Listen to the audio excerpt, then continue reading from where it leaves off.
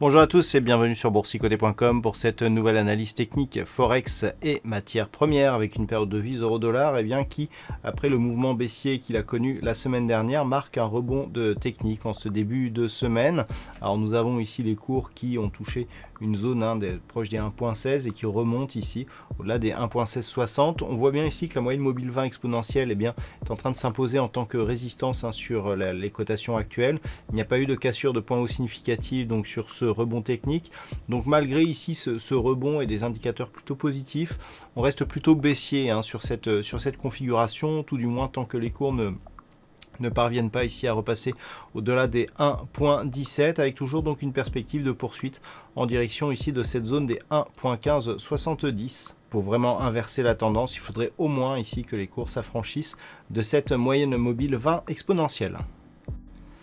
Par contre, sur la paire de devises livre sterling contre dollar américain, là nous avons une dynamique qui est vraiment en train de s'inverser. Alors on était fortement baissier suite à la rupture ici des 1.2780. La semaine dernière, on avait validé donc la rupture de cette zone de support avec de nombreux contacts ici qui laissaient penser que celle-ci était devenue résistance. Et puis avec une ouverture qui nous a permis déjà de démarrer la semaine au-dessus de la moyenne mobile 20 exponentielle sur des contacts ici sur la bande de Bollinger supérieure. On a cassé aujourd'hui cette zone des 1.2780 et on a inscrit un nouveau plus haut significatif ici de tendance court terme avec donc un retournement ici de cette dynamique intraday. Alors on est venu marquer ici cette longue bougie hésitante et puis on est revenu se stabiliser ici sur des niveaux proches des 1.2850. Alors on pourrait se stabiliser ici dans cette zone de range entre 1.2780 et 1.3010, mais en tout cas la dynamique baissière qui avait provoqué donc la rupture de cette zone des 1.2780 semble pour l'instant au moins affaibli. Alors pour totalement l'invalider, il faudrait tout de même repasser ici au-delà de cette zone des 1.3010 pour casser ici à la hausse cette zone de point haut significatif. Sur l'or, nous sommes toujours ici dans une dynamique baissière malgré le rebond que nous avons connu aujourd'hui. Nous pouvons constater que les cours, même s'ils sont ici au contact avec la bande de Bollinger supérieure, ont eu du mal ici à casser cette zone de point haut significatif.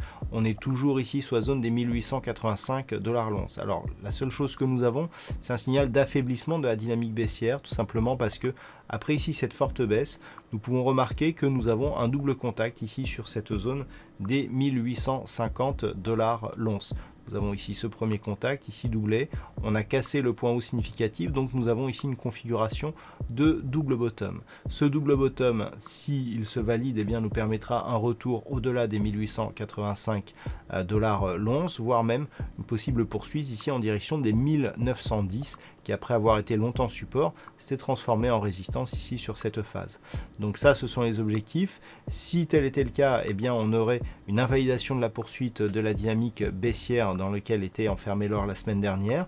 Par contre, dans le cadre d'un échec ici de franchissement à la hausse des 1885 $ l'once, on pourrait connaître une phase de temporisation qui serait à considérer comme un rebond purement technique d'une dynamique qui reste baissière et auquel cas on pourrait attendre un retour ici, voire même une cassure de la zone des 1850 $ l'once. Et enfin sur le WTI, comme on l'avait vu la semaine dernière, le retour ici au-dessus des 39 $ le baril ayant été confirmé avec ici ce contact qui est venu valider ici ce niveau en tant que support, on a continué ici à évoluer d'une manière neutre, très légèrement haussière en tout cas pour ce qui est d'aujourd'hui. On a vu la semaine dernière que l'on avait fini ici, on avait évolué donc dans la première partie ici sous la moyenne mobile 20 exponentielle et puis finalement on est revenu ici au contact, on avait vu que ici la moyenne mobile agissait plutôt comme zone de support. On a plutôt confirmé cette configuration aujourd'hui. On est venu ici chercher les 40 avant de remonter ici sur les 40.50. Très peu de volatilité ici sur le WTI avec très certainement un signal de retour ici à l'intérieur d'un range que l'on pourrait quantifier entre 39 et 43,30 $ le baril d'un point de vue un peu plus moyen terme. Voilà donc ce que l'on peut dire sur cette analyse technique Forex et matières premières. Passez une bonne soirée et on se retrouve dès demain pour d'autres analyses techniques, toujours sur le site boursicoté.com.